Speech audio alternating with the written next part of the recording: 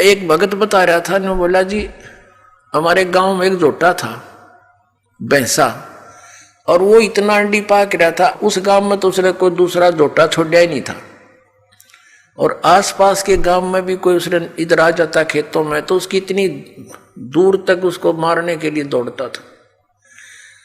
एक बार हमारा तालाब खुदवा रखा था, जोड़ गांव का तालाब खुदवा रखा था, गहरे गड्ढे कर देते हैं कि वर्षा होगी तो जल घना स्टॉक हो जाएगा इस उद्देश्य से, और वो नहर से भरवा रखा था, सरकार से प्रार्थना करके फुल करवा रखा था। तो उसमें क्या हुआ कि ये हाथी वाले आते हैं गांव में, दाने कुछ मांगन मुंगन आते हैं, हाथी वाले आ रहे थे। उनने हाथी, दोपहर का समय था, हाथी छोड़ दिया जल में कि यूं मस्ती मार लेगा थोड़ी देर। वो हाथी उन तालाब के अंदर गहरे गहरे गड्ढे बनवा रखे थे, खोद रखा था, उनमें सारा डूब गया। थोड़ा सा शर दिखे और एक थोड़ी सी दूरी पर वो सूंड ऊपर कर इतना दिखे। वो जोटा आ गया, वो भैंसा स्नान करने के लिए, पानी पीने के लिए। अब उसने देखा कि दूसरा भैंसा कैसे आ गया मेरी जोडेक्शन में, इसकी हिम्मत कैसे पड़ गई। उसने हाथी का सिर दिखा था, उसने सोचा यो भी कोई जोटा है, भैंसा है, तो उसकी तरफ चला नो खा के पानी में, जल में, अगदो से भी इसको मार डालूंगा।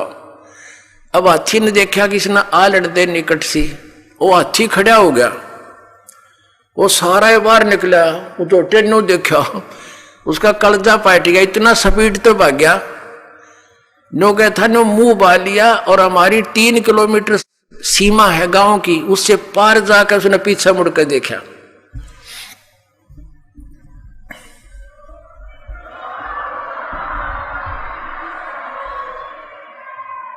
जब प्रथम सतयुग का आधा जा चुका था, उस समय देखा कि हाहाकार मच गया। तपतशिला के ऊपर नीचे तो शांत नजर आता था, लेकिन सतयुग के प्रारंभ से मध्य के बाद में कुछ अंतर हो जाता है।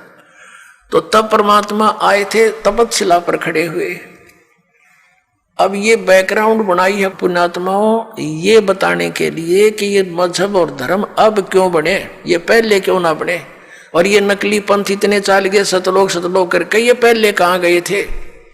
ये काल का सुनियोजित जाल है हमें डिवाइड करने का, हमारे को एक दूसरे के साथ लड़ाई रखने का, अपनी अपनी साधना और अपने इष्ट को सर्वश्रेष्ठ मानकर हम एक दूसरे से खसते रहते हैं, अशांति पैदा करे रखते हैं। घर घर में आप देख लो ये कैसे जुल्म करवाता है, कैसी इसने व्यवस्था करवा रखी है। 2 रोटी बनानी और खानी है, उसी में सारा दिन अटबट रहती है। तो ये चाहता है इनको जितना दुखी कर सकूं उतना कर दूं, और परमात्मा चाहता है मेरे बच्चों को जितना सुखी कर सकूं यहाँ भी कर दूं। लेकिन ये सुख सथल नहीं है। फिर भी यहाँ का जो सुख है वो परमात्मा कबीर जी ही दे सकता है।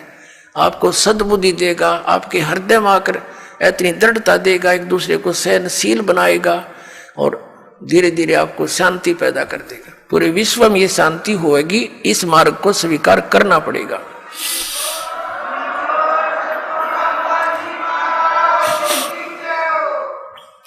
जब तपतशिला पर ये परमात्मा खड़े थे, जीवों को बता के बच्चों तुमने ये जो तपतशिला पर भूने जा रहे हो ये पाप वहां किया था।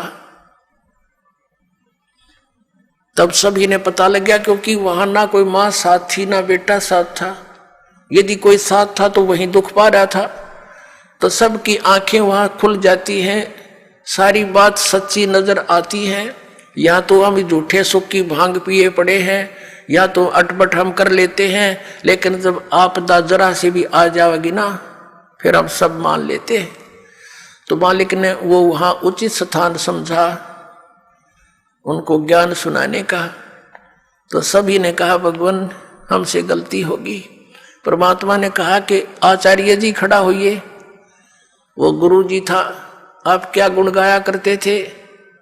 विष्णु और भगवान शंकर पूर्ण परमात्मा है। तुम कहते थे भगवान निराकार है, वो परम ब्रह्म निराकार है। तुम परम ब्रह्म से परिचित नहीं, तुम काल को परम ब्रह्म मान रहे हो। ये सरपुरुष को, ये तुम्हारा शत्रु है, तुम्हें खा रहा है। ये निराकार नहीं है, ये अव्यक्त है। अव्यक्त माने प्रोक्ष है, गुप्त है। ये खुद कहता साथ में जाए के गीता जी में 24 और 25 श्लोक में कि मैं अपनी योग माया से छुपा रहता हूं, मैं किसी के समक्ष नहीं आता। ये मेरा अव्यम अनुतम विधान है, अटल घटिया विधान है कि मैं कभी किसी के समक्ष नहीं आता। जैसे सूर्य के बीच में बादल आ जाते हैं, लेकिन सूर्य अव्यक्त हो गया, निराकार नहीं है, ऐसा समझो। तो परमात्मा ने कहा कि अभी दिखाता हूं तुम्हारा वो अव्यक्त। ये सब खेल परमात्मा कर रहे थे। अब उस ज्योति निरंजन ने सोचा अपने टाइम अनुसार के वो जीव जा चुके होंगे, इतने समय में उनकी पूरी वह सब्जी सी पक लेती है। और वो आकर क्या देखा, काल ने क्या देखा कि ये और कौन आ खड़ा हुआ यहाँ पर। उसका ध्यान तो परमात्मा में हो गया और वो परमात्मा ने कहा उन जीवों को कि देखो भाई, वो है तुम्हारा भगवान जिसको तुम निराकार बताते हो कि वो फिर शिव और विष्णु रूप में साकार है, वैसे वो निराकार है। ये यहाँ भी साकार है। ये देखो उसकी शकल, ओछा माथा, लंबे दांत, और ये विराट रूप बना सकता है क्योंकि ये 1000 कला का भगवान है। और जिनको तुम परमात्मा मानते हो विष्णु और शंकर को, वो 16 कला के भगवान है। और मैं जो है असंख्य कला का भगवान हूं, असंख्य कला का। अब सब जीवों ने देखा उसकी शकल तो डर लग गया, काल की शकल ऐसी। तो उन्होंने कहा हे भगवान, हमसे भूल होगी, हमको माफ कर दो दाता, हमें ले चलो वापस, हम फिर गलती नहीं करेंगे। परमात्मा कहते हैं थोड़ा सा सुख होते तुम भूल जाते हो, अब आपत्ति में मुझे याद कर रहे हो। जरा सा सुख होते तुम फिर कभी याद नहीं करते। और पुण्यात्माओं, तुम वहां से भक्ति युक्त आए थे, अब तुम भक्तिहीन हो गए हो। वहां जाने के लिए आपको भक्ति धन की जरूरत पड़ेगी, उतना ही चार्ज होना पड़ेगा जितना तुम आए हो वहां से होकर। उसके लिए मैं तुम्हें सतनाम दूंगा और फिर दूंगा सार नाम। उस सतनाम की इतनी जबरदस्त चार्जिंग है कि एक यानी सच्चे all in all respect, in all respect, यानी पूर्ण रूप से मर्यादा में रहते हुए, हर तरह से विनम्र भाव से, सच्ची आत्मा से, इस सतनाम का 2 अक्षर के मंत्र का एक सिमरन इतना कीमत रखता है कि यहाँ के 14 लोग एक तरफ रख दें तराजू के उस तखड़े में, पलड़े में, और एक तरफ यह कीमत रखते हैं। और ये पृथ्वी लोग, स्वर्ग लोग और पाताल लोग तो पासंग रख दे, जिसकी कोई सौदे में नहीं होता उसको पासंग कहते हैं। अब हम कितने धनी थे भक्ति के, और हमने सारे जीवन में इतनी भक्ति करनी पड़ेगी, श्वास उश्वास का सिमरण करके वो भक्ति दंड फिर ग्रहण करना पड़ेगा। और उस भक्ति की शक्ति से, उस भक्ति के बल से हम इतने स्पीड से वहां जाएंगे कि काल देखता रह जाएगा। तो वो भक्ति कहता मैं दूंगा तुम्हें वहां जा करके, और मेरा जो सतनाम 2 अक्षर का होगा उसका जाप करना, पूरी विश्वास के साथ लगे रहना। जब तुम जाए धरो जग देहा, तब तुम करना मम सत शब्द स्नेहा। परमात्मा ने कहा था जब तुम मानुष शरीर मिले जो संसार में, तब मेरा कोई संत इस सतनाम का सच्चा ज्ञान देता हुआ मिल जाए तो वो ग्रहण कर लेना, उसकी भक्ति करना बेटा, फिर तुम्हें ला सकता हूं। मेरा इसका वचन हुआ था, तुम सब इच्छा से आए हो और सब इच्छा से ही वापस जा पाओगे। तो पुण्यात्माओं, ये सारे ज्ञान देने का, ये सारा आत्म ज्ञान सुनाने का तात्पर्य ये है कि आपकी यहां से आत्मा आस्था हटे, और यह हटेगी क्योंकि ये ज्ञान इतना सत्य है। आप यहां रहते हुए भी आपकी आत्मा यहां नहीं रहेगी, एक दिन ऐसी स्थिति आ जाएगी जब तक आप मोक्ष के लायक नहीं होंगे। फिर क्या होगा?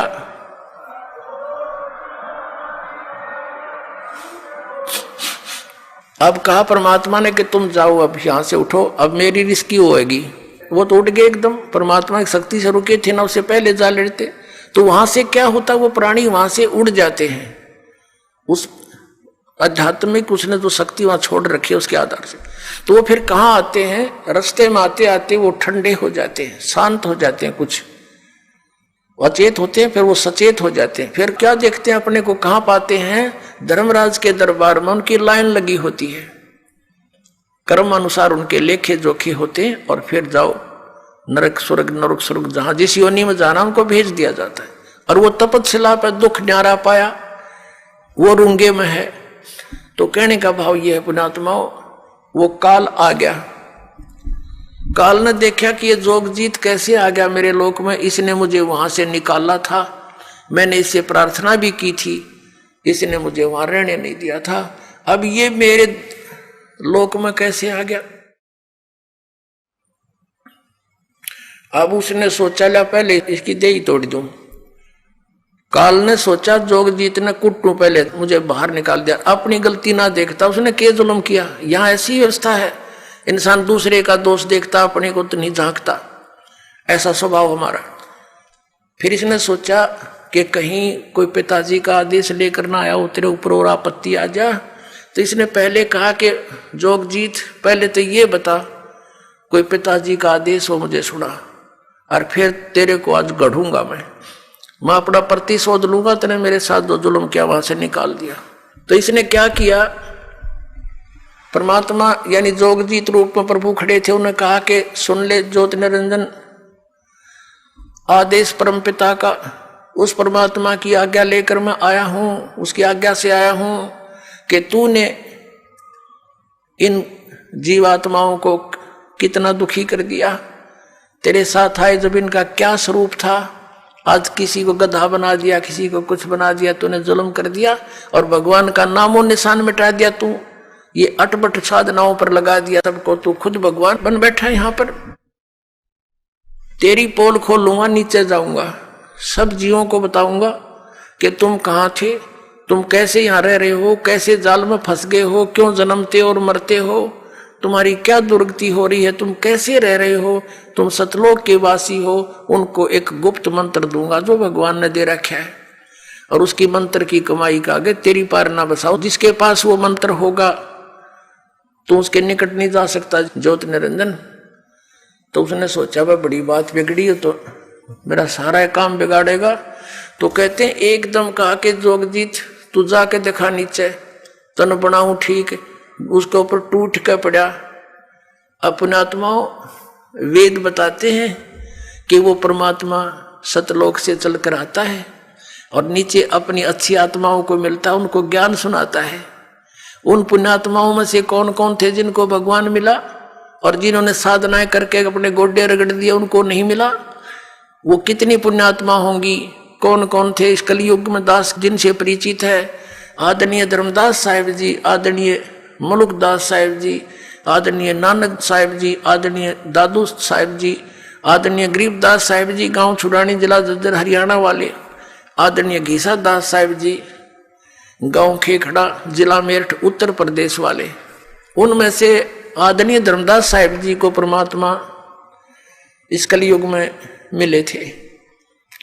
तो उनको बता रहे हैं कि धर्मदास जी ने पूछा था, भगवान हम इतने निकम्मे, हमने ऐसा जुल्म किया, हम अपने पति भर्ता पद से गिर गए, आपने फिर भी स्वीकार कैसे कर लिए दाता, आप कैसे आगमन हुआ हमारे यहाँ। तो परमात्मा ने बताया, भाई ऐसे ऐसे तुम्हारा दुख देखा जब मैंने, तब यहाँ आया। तो सारी कहानी धर्मदास जी को बता रहे हैं कि धर्मदास जब वो मेरे ऊपर ऐसे मुझे मारने को झपटा तो मैंने सतनाम का सुमन शुरू कर दिया।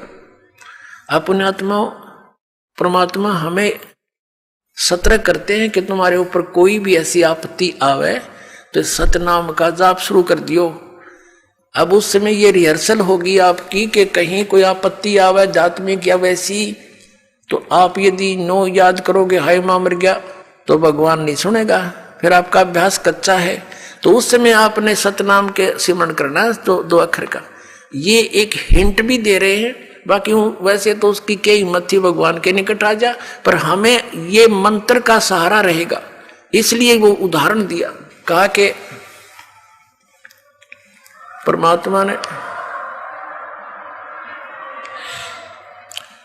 परमात्मा ने हमें सतर्क किया कि तुम्हारे ऊपर कभी ये अटैक करता दिखा तो ये सिमरण कर दिया, इसका कालजा पाट जाएगा, निकट नहीं आ सकेगा तुम्हारे भूत प्रेत ये कुछ भी, ये तो सौदा के है।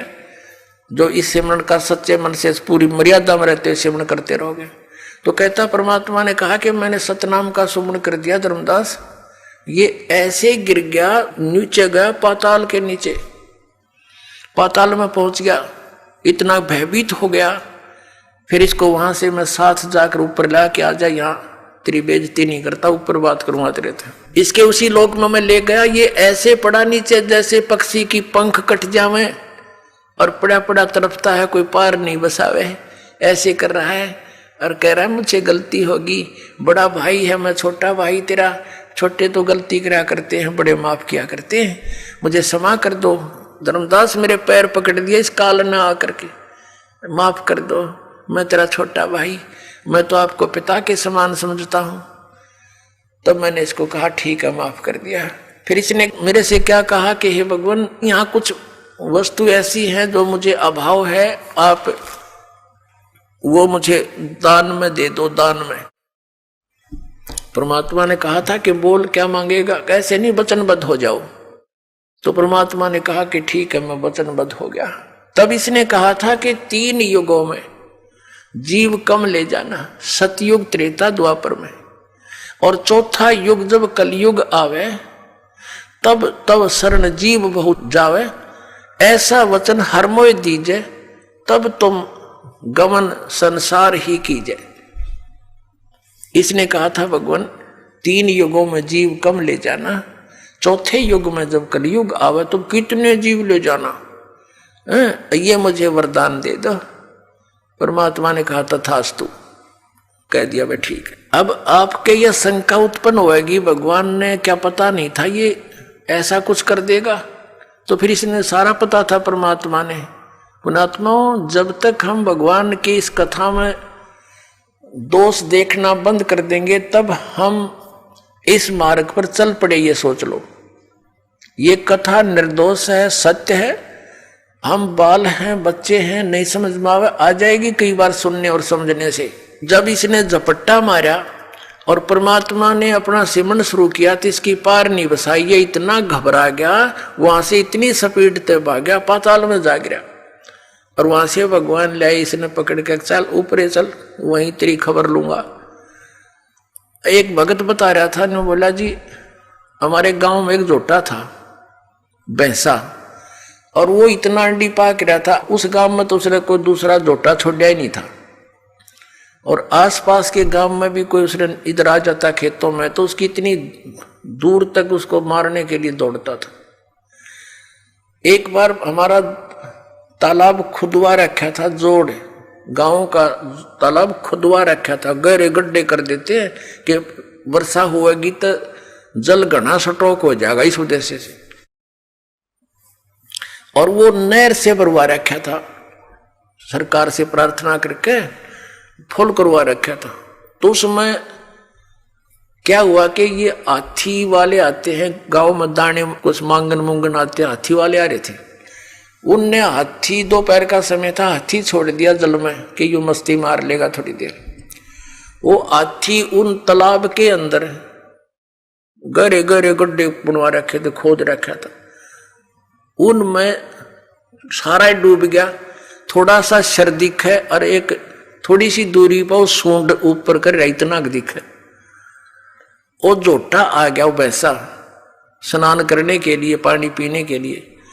अब उसने देखा कि दूसरा भैंसा कैसे आ गया मेरी जोडेक्शन में, इसकी हिम्मत कैसे पड़ गई। उसने हाथी का सिर दिखा था, उसने सोचा यो भी कोई जोटा है, भैंसा है, तो उसकी तरफ चला नो खा के पानी में, जल में, अगदो से भी इसको मार डालूंगा। अब हाथी ने देखा कि इसने आ लड़ दे निकट सी, वो हाथी खड़ा हो गया, वो सारा बाहर निकला, वो जोटे नो देखा, उसका कलजा पाट गया, इतना स्पीड तो भाग गया, नो क्या था नो मुंह बा लिया। और हमारी 3 किलोमीटर सीमा है गांव की, उससे पार जाकर उसने पीछे मुड़ कर देखा।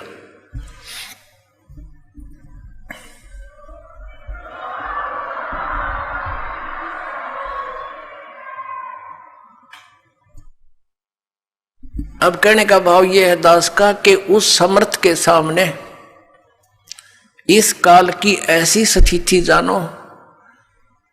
अब तक तो ये हमारे ऊपर बहुत प्रभाव जमाए बैठा था, जब इस परमात्मा का ये सच्चा ज्ञान अपने आत्मा, अभी तक तो हमने कबीर जुलाहा दिखा था और वो हाथी का सिर दिखा था।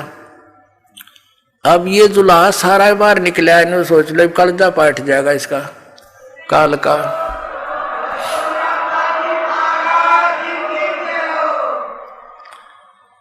अब ये परमात्मा कति प्रत्यक्ष हो गया आपके सामने, ये अज्ञान रूपी जोटा ही भाग जाएगा यहां से। और ज्ञान सब ज्ञानड़ी, कबीर ज्ञान सो ज्ञान, जैसे गोला तोब का भाई करता चल मैदान। ये तोब का गोला, ये तत्व ज्ञान मालिक का दिया जो दास सुना रहा आपको। अब जो आज का सत्संग जहां से प्रारंभ हुआ था, अभी तक तो वो जो दास कंसेप्ट क्लियर करना चाहा था, अब स्टार्ट होगा।